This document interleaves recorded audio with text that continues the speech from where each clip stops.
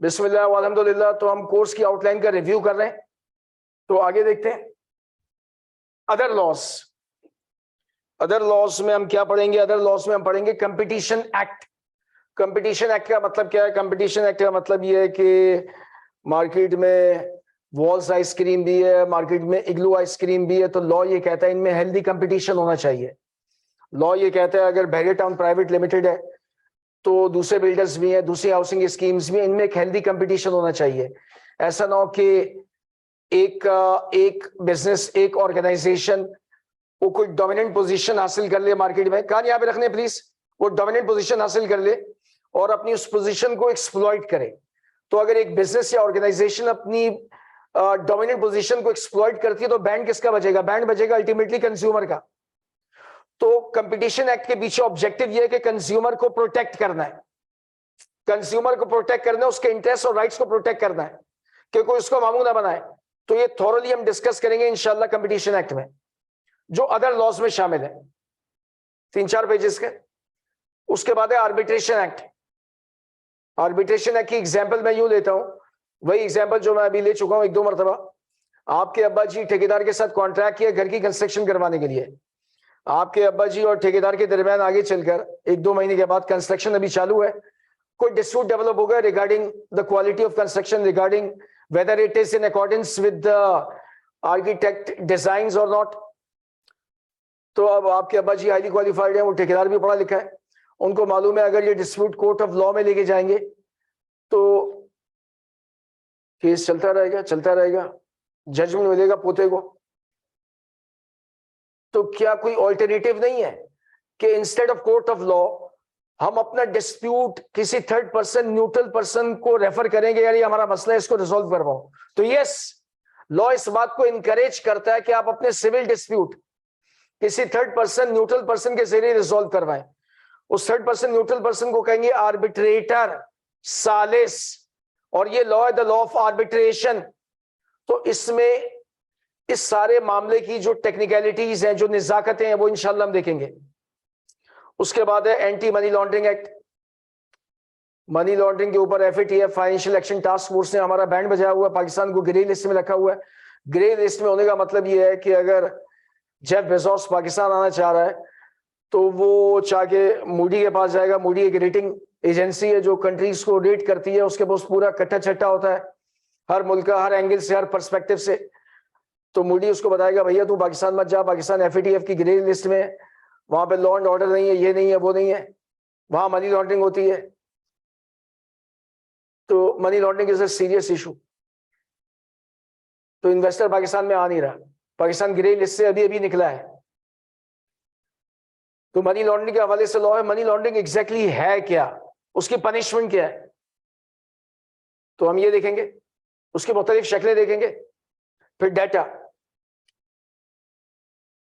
आपने hire purchase agreement के जरिए मिजान बैंक के साथ कॉन्ट्रैक्ट किया गाड़ी लेने का।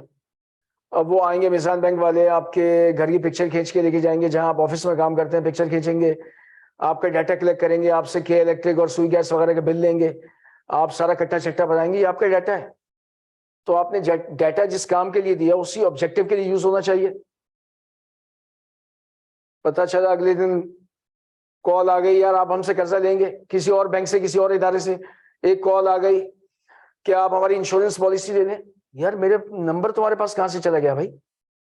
मैंने नंबर तो सिर्फ मिजान बैंक को दिया था। आपने किसी रिनाउंड हॉस्पिटल में अपनी सर्जरी, बाईपास ऑपरेशन वगैरह करवाया, सेंसिटिव मामलात हैं, ये भी डाटा है। आपके एक्सरे, आपका MRI, जो भी उसको कहते हैं, CT स्कैन वगैरह, पता चला ये सोशल मीडिया पे आ गया, आप किसी को मुंह दिखाने के काबिल नहीं रहे। ट्रेजेडी यार। तो मेरा डाटा प्रोटेक्ट होना चाहिए, मेरा डाटा मैंने जिस काम के लिए दिया उसी काम के लिए यूटिलाइज होना चाहिए। तो डाटा प्रोटेक्शन, ये गोरे हमें समझा रहे हैं भैया ये लॉ लेकर आओ, तो ये लॉ हमें लाना पड़ा। आप देखें ना, आपको कॉल आती है कर्जा लेंगे आप, अबे क्यों लूं? वो एक बच्ची ने कॉल की, जी आप ये हमारी पॉलिसी है। मैंने कहा देखो ये तुम्हें माऊ बना रहे हैं, तुम्हारा यहाँ कोई स्कोप नहीं है, तुम ऐसे ही कॉलिंग करती रहोगी, तो ऐसा करो, एग्जेक्टिव बीबीए एमबीए वगैरह करो और यहां से लात मारो और इंशाल्लाह दुबई निकल जाओ। उसको मैंने ठीक ठाक लेक्चर दिया। तो डेटा प्रोटेक्शन ये पढ़ेंगे। तो इसमें बहुत सारे लॉस है, मैंने आपको मेजर लॉस बता दिए अदर लॉस के। ये सारे 2-2, 3-3 पेजेस के हैं। इसका ऑफिशियल वेटेज 25 मार्क्स है, लेकिन फर्स्ट पेपर जब ये नई स्कीम आई थी, मैंने आपको पहले भी बताया कि 12 मार्क्स का आया था। तो वेटेज जो आई कैप ने दिया उसके ऊपर आंखें बंद करके ईमान नहीं लाना, वो सजेस्टेड है। ओके, तो हमने पूरे कोर्स का रिव्यू कर लिया। तो आप लोगों का फियर फैक्टर कुछ दूर हुआ कि यार ये तो सारी सुनी सुनाई बातें लग रही हैं, डेली लाइफ से कनेक्टेड है, कोई थ्योरीज नहीं है, कोई भाषण नहीं है। अब आगे आते हैं, पेपर का पैटर्न क्या है। वेटेज भी आपने देख लिया, वेटेज बराबर में ब्लू मार्कर से लिखा हुआ है। डोमिनेट कर रहा है लॉ ऑफ कॉन्ट्रैक्ट। पेपर का पैटर्न कहां है? एमसीक्यूज, 20 मार्क के एमसीक्यूज होंगे, वो इसी तरह डिवाइडेड होंगे जितना वेटेज है। यानी आप समझ लें 8 to 10 MCQs law of contract के होंगे। उसके बाद एक ट्विस्टेड डिस्क्रिप्टिव क्वेश्चन। डिस्क्रिप्टिव बोले तो छपाई दे मार 4.5, वो जो हम इंटर में करके आए थे, आखिरी 2 दिन पहले घूटा मारते हैं और जाके छाप देते हैं, निकल जाता है अल्हम्दुलिल्लाह पेपर। मेरा भी बी ग्रेड में निकल गया था। ट्विस्टेड का मतलब ये है कि वो होंगे तो छपाई वाले क्वेश्चन, लेकिन वो शेन वॉन्ग की गुगली की तरह घुमाकर पूछेगा। चूंकि मैं तो मैट्रिक इंटर वाला हूं, मैंने इनडेप्थ स्टडी नहीं की, सुपरफ्लुअस चालू सतही स्टडी की है। वहां पे वो घूम गया, भाई यार ये क्या पूछ रहा है, उसकी गुगली ने घुमा दिया। राशिद खान भी वैसे अच्छी बॉलिंग कर रहा है, तो वहां मैं समझ नहीं पाया क्योंकि मेरी इनडेप्थ स्टडी नहीं थी। तो इसका मतलब ये है कि यार ये पेपर मैट्रिक इंटर के स्टाइल में निकलेगा नहीं, ये पेपर कॉन्सेप्चुअल है, मुझे पढ़ना पड़ेगा, मुझे लीगल टर्मिनोलॉजीज के ऊपर कमांड हासिल करना पड़ेगा। बेशक सारी इंग्लिश बाकी मेरी अपनी हो, लीगल टर्मिनोलॉजीज को मैं अपनी इंग्लिश से सब्स्टिट्यूट नहीं कर सकता, रिप्लेस नहीं कर सकता। इसमें कतन कोई रट्टा नहीं मारना है इस पेपर में। अगर कोई आपको मिसगाइड करता है भाई छोड़ दे, आखिरी 1-1.5 महीने में रट्टा मारियो, रट्टा मारने से पेपर नहीं निकलेगा। क्योंकि उसने जो घुमाकर पूछा है वो उस वक्त हम देन एंड देयर आइडेंटिफाई नहीं कर पाएंगे अगर हमारी इनडेप्थ स्टडी नहीं है। उसके बाद number 3, scenario based legal problem. इस किस्म के क्वेश्चन मैंने क्लास 12 तक आज तक नहीं किए, तो यहां पर मेरी बरादरी जो है मैट्रिक इंटर वाली, उनके लिए टेस्ट है। ऐसे एग्जांपल लेते हैं, कुलसूम, आप में से कोई कुलसूम तो नहीं है ना? Kulsoom she is fond of nature. Nature, पहाड़, दरिया, झीलें, परिंदे, आबशारें। तो कुलसूम के घर से कुछ फासले पर एक लेक है, उसमें रेयर बर्ड्स आकर बैठते हैं। Since she is fond of nature, उसके घर में सहन भी है, तो वो एक ठेकेदार से कॉन्ट्रैक्ट करती है अपने घर के सहन में टावर की कंस्ट्रक्शन के लिए, ताकि उस टावर के टॉप से वो लेक और रेयर बर्ड्स का व्यू ले सके, नेचर को एंजॉय कर सके। In Karachi we live in the jungle of concrete. ये कॉन्क्रीट का जंगल है अनफॉर्चुनेटली। तो अब ज़ाहिर उस टावर की जो उसके घर के सहन में कंस्ट्रक्ट होना था, एक स्पेसिफिक हाइट होनी चाहिए, तभी उसको वो व्यू मिल सकेगा लेक और रेयर बर्ड्स का। इन द मीनवाइल जैज वालों को भी पता चल गया कि कुलसूम के घर में ये टावर की कंस्ट्रक्शन हो रही है।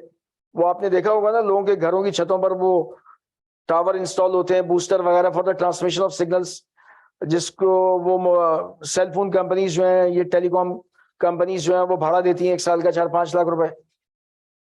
तो वो जैज वाले जो आ गए मिस कुलसूम के पास कि हम इस तरह आपको 5 लाख पर एनएम दिया करेंगे। बाबा घर में आई लक्ष्मी को कौन ठुकराता है? कुलसूम ने वो साइन कर दिया, डन डन डन। अब वो टावर की कंस्ट्रक्शन जोरों शोर से जारी थी।